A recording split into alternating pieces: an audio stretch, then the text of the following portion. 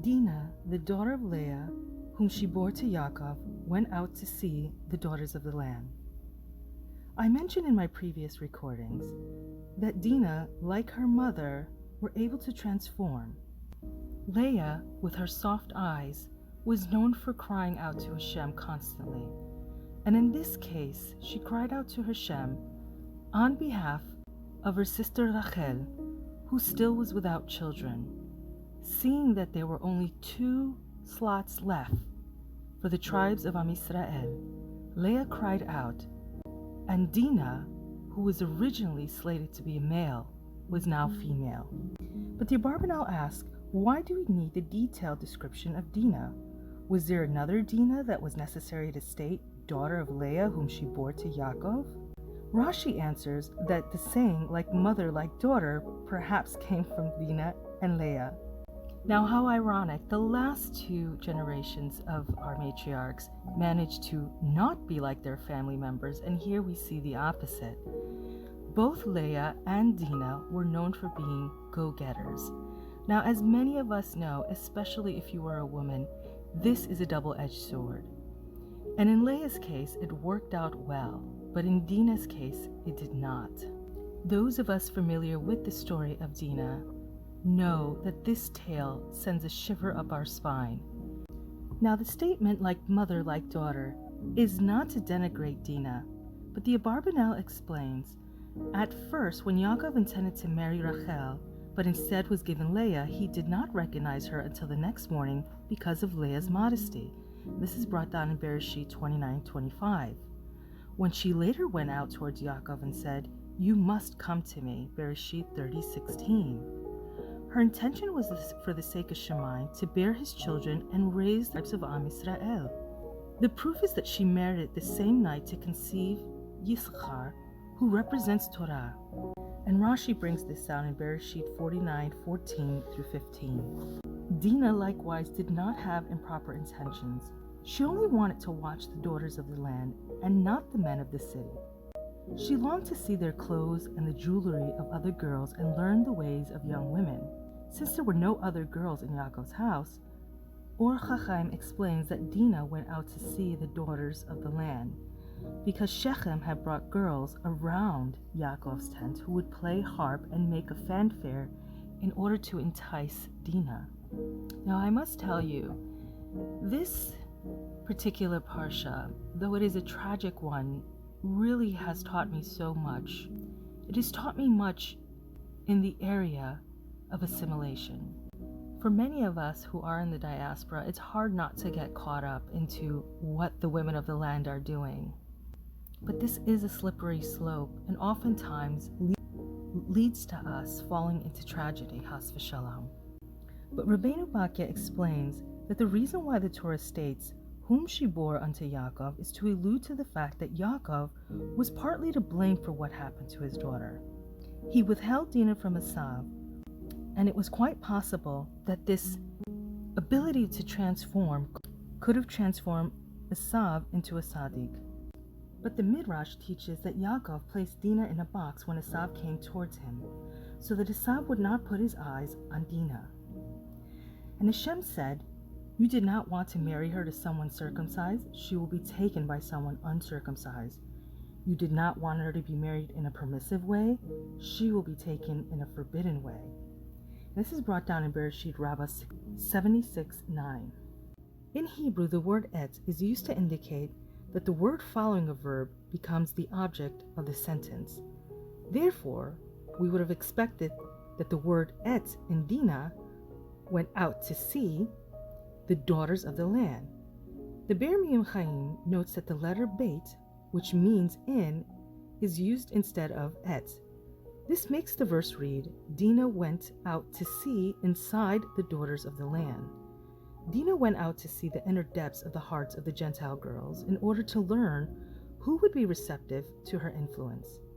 She understood that also among the Gentiles there are souls capable of becoming purified and clinging to Israel, as is known from Ruth and other converts. Thus the Torah praises Dinah in this matter. She went explicitly to see and not to be seen. She did not care to show off her beauty. However, when Sarah converted women, she did it from within her tent. She waited for the women to come to her. On the other hand, Yael, the Canaanite, also went out to Devorah, praised her, and called her more blessed than the women of the tent. And this is brought down in Shoftim 5:24. This teaches us that there is a way for a modest woman to go out and benefit from the world without being harmed. But out of this tale, Dinah bore a child, and Dinah conceived a child from Shechem. And Yonatan ben Uziel, in his translation of the Bereshit 41:45, identifies Osnat as Dinah's daughter. Osnat turned out to be the daughter of Paro, who we later see in the tale of Yosef. Now, it is said that Yosef was so handsome that all of the women would stop what they were doing to see him. And they literally would throw things at him. And one of the things that was thrown at him was a kamea. And this kamea had an inscription on it, and that's when he stopped and turned around and he saw Osnat. And of course, we know that he took Osnat as his wife, and she married to become the mother of Ephraim and Menashe. And these two tribes are considered in holiness to the sons of Yaakov. And this really testifies to the inner essence of Osnat's mother, Dinah, who remained unaffected and pure even though she was defiled. There's something else I should point out about Dinah's tragedy. Oftentimes, when things happen and they seem just so unbearable, like you cannot go on, soon after the sun comes out, right? We've heard this saying, the sun comes after the rain. Now, I'll grant you, this is more than just a little rain. For any woman, what has happened to Dinah is something so devastating, many women cannot recover. But following the incident with Dinah, it was at this time that Yaakov wrestled with the Malach. And from this incident, the name Israel was given to Yaakov. Many years ago, I heard a shir, and it was referencing the letters of Dinah. And in this shir, it had said that Dinah's name consists of the letters D-N-A and the letter H. And of course, the Hebrew letter He represents Shem. And it was said that Dinah represents the DNA of Shem. I find this very special, again, because of what has happened to Dinah. And any woman knows this is the perhaps most tragic, aside from losing a child, thing that can ever happen to them. And yet such a special thing is being said here, that of all the people who have the DNA of Shem, Dinah is the one that has this. And this comes to teach us that no matter what kind of tragedy or experience a Jewish woman may have gone through in her past, that there will always remain a place that remains pure. And I really, really want women to understand this, that there are many of us who have gone through defilement. There are many of us who have gone through these places where we have felt cheapened or objectified. And I really want you to know that no matter where you've been, there will always be a place inside of you that remains pure. It will never be defiled. It will never be sullied. It will never be cheapened. I wish for any woman that has endured this tragedy a complete refuah, not only in your body, but in your heart. And I pray that you will always be connected to Shem in the way that Dinah was.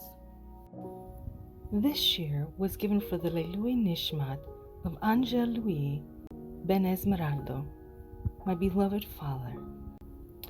I pray that we will merit to see each other again in Shemaim in its proper time. You can follow this series, A Woman's Worth by Devorah Esther, on YouTube at Gimel Dalet 777. Click subscribe to be notified. If you've enjoyed this video or know someone who would, please share it. Tziku lemitzvot.